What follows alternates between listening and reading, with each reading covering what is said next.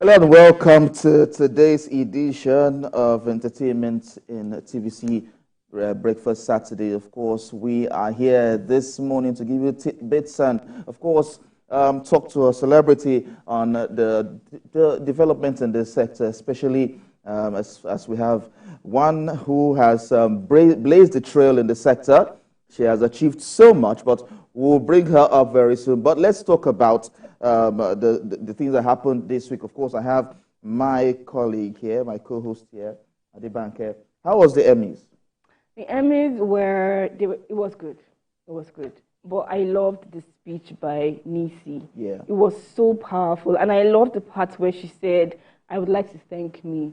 Because other people might believe in you, but if you don't believe in yourself, like, you're just kidding. So I love that. Oh, I would like to thank me, and with all the stars and everything. And then 4 black people won Emmys. Well, one category, two categories, then 2 groups. One was RuPaul with the drag queens, then Trevor Noah and his comedy show, then Nisi and Ayo Edebiri. Ayo Edebiri is she's a bit new to the scene, but I was glad that she's about 28 years old, and she already has an Emmy. I'm like, I was like, Market, what are you doing with your life? But I was like, my time will come and all. Well, she was 28 years old. She is 28 years old, yeah. An Emmys, rather. But we have someone who blazed the trail in 2006. Yes, we do. Can you dance for 50, 56, 55? I can't even dance for 30 minutes.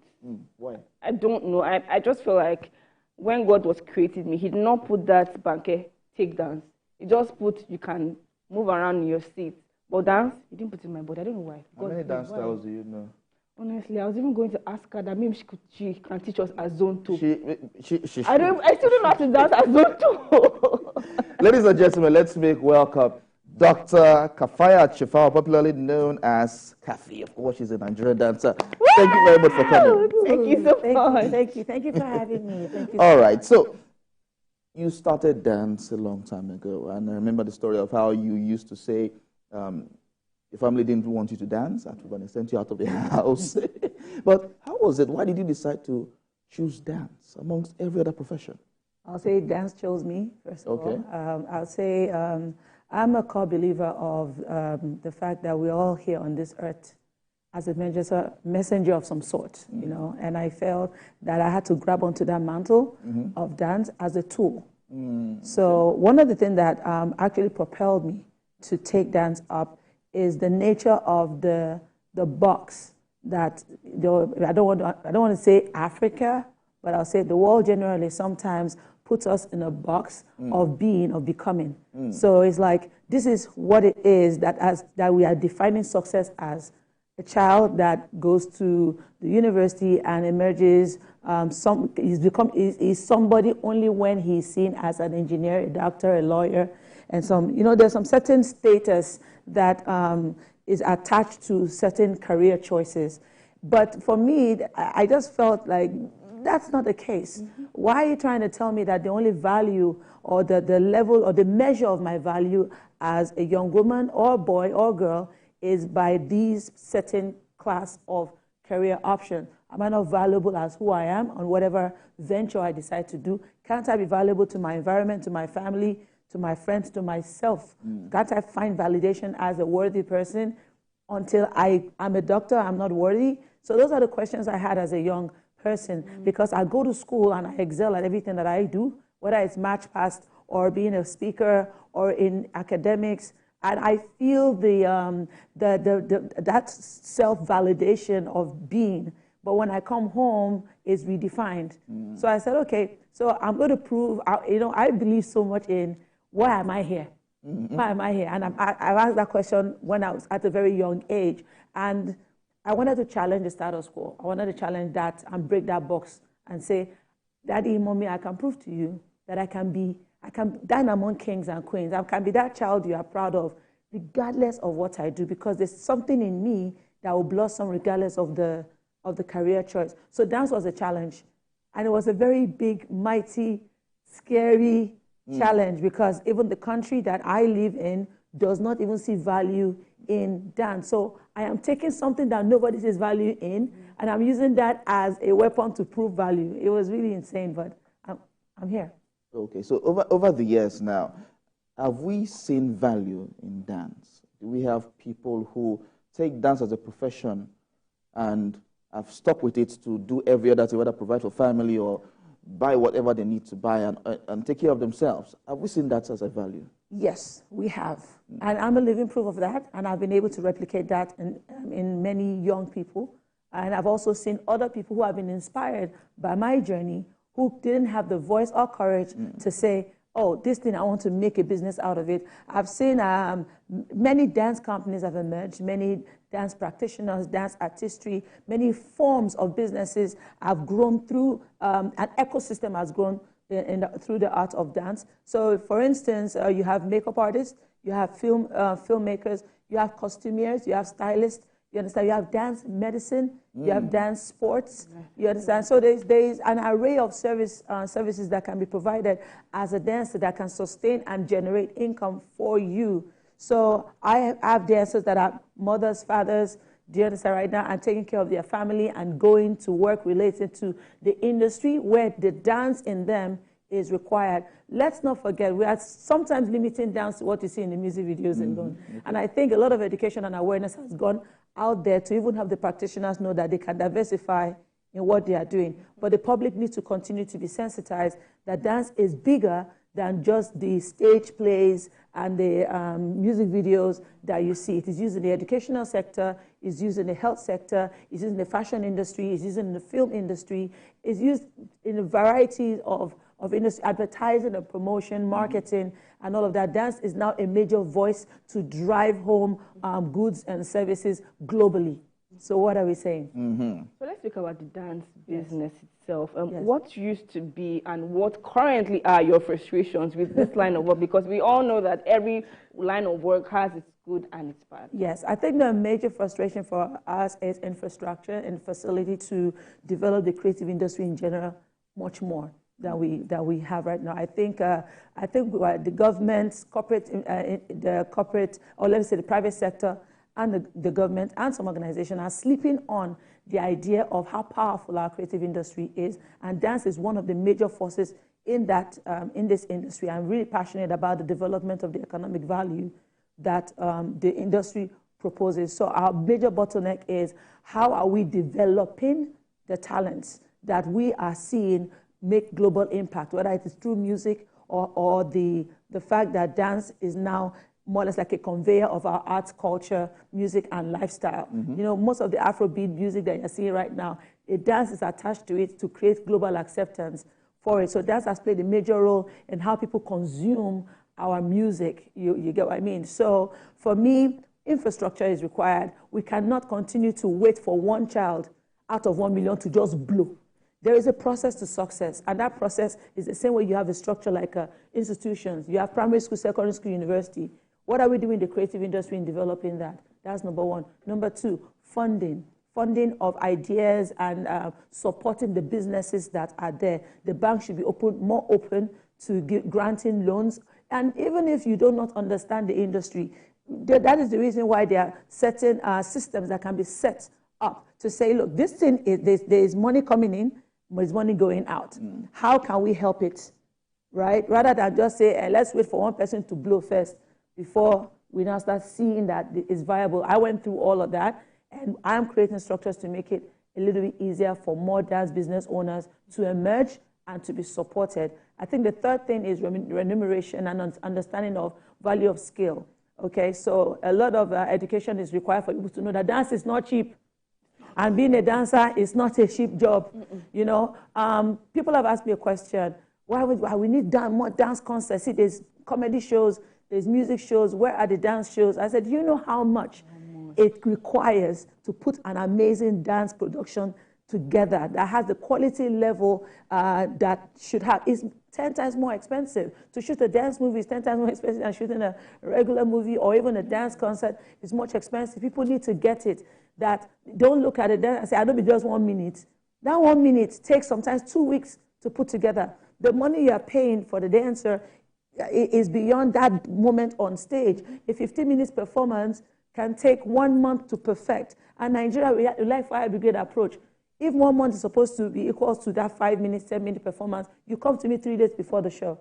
that you want to pay cheap. No, no, no. It's expensive. An average dancer now, look at the insecurity we have in the country, where the logistic problems and all of that. You can't even take down for sometimes where you're going to because they'll get there late. They have to Uber, look at Uber prices. So how much do we pay for rehearsal fees? Some people say, hey, what's rehearsal fees? They have to come to work every day. They have to transport themselves. They have to feed and they have to go back. They have to practice 8-10 hours a day, every day. Calculate that, then plus what it requires to costume you, to look the creative direction and all of that. So when we tell somebody that to pay that's at 10 million, they will look at you because there's a mindset that diminishes the idea of the art in your mind. You would rather pay an artist, and this is nothing against the artist, $80,000, $100,000. They're going to bring just one DJ on stage. They don't care about giving you an experience because they're vibing off your worship of their brand. After 5-10 minutes, any artist is on stage, you are waiting for what's more.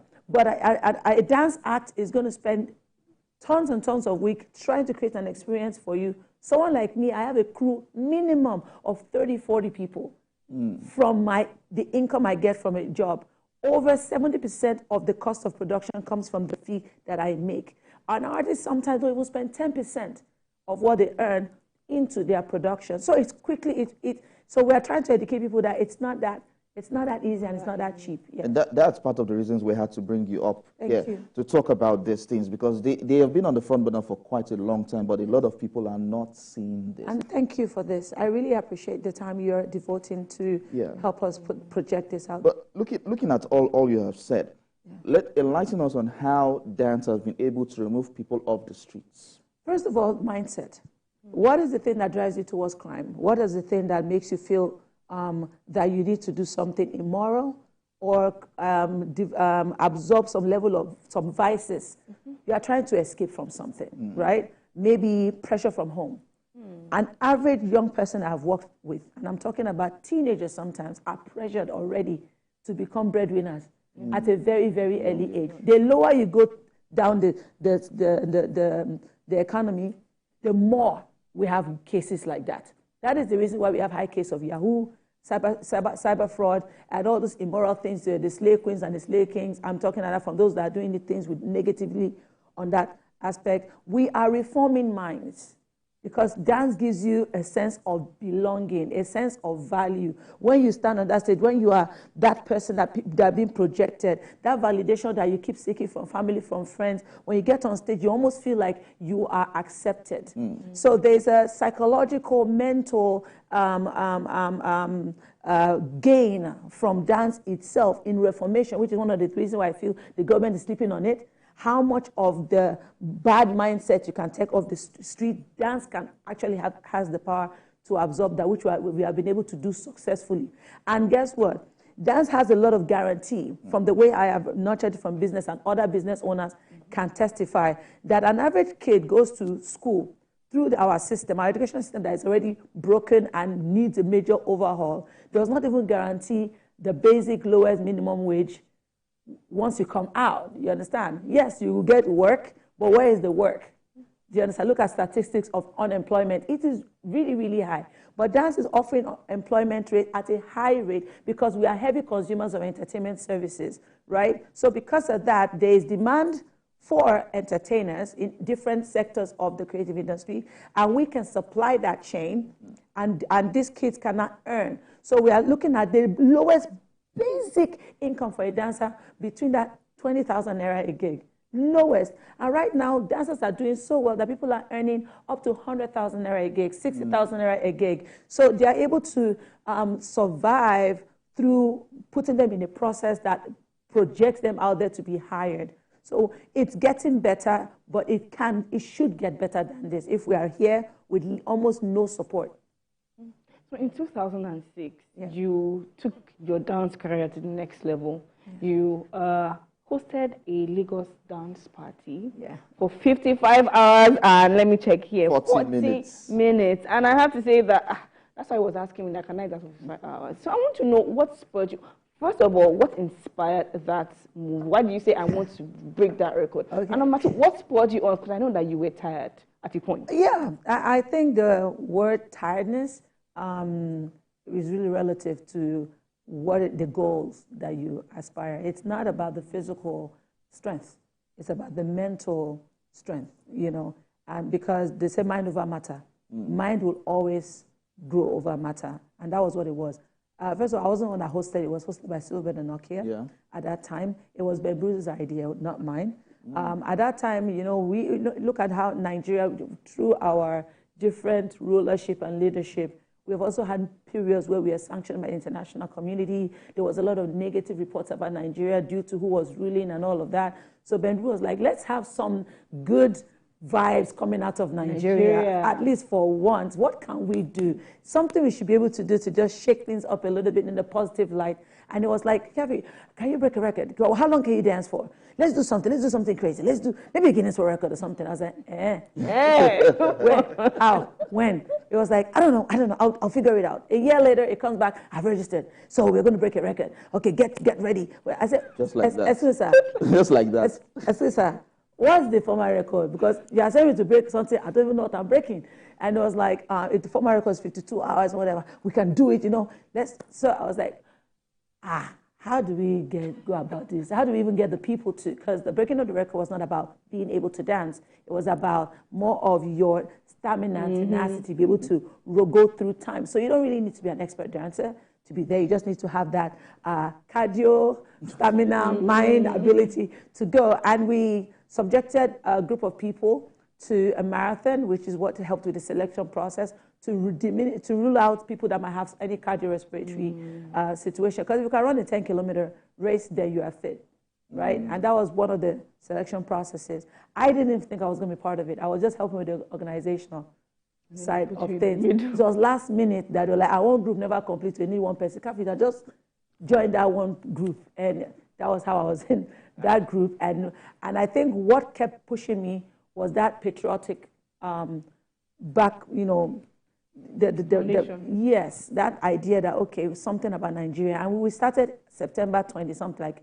the 28th or 29th, into October 1st. So I was feeling so Nigerian. I was feeling very patriotic that we will break this for the country. And I also saw that it would be an opportunity to amplify my voice on the journey I'd already started, pushing this dance agenda as an opportunity for economic... and see how far it has gone. It's actually spurred a lot of young people to move into the dance sector and make some things out of themselves. But looking at dance now, quickly before we go, we see that there's a lot of dance moves. How do we cope? How do we keep up?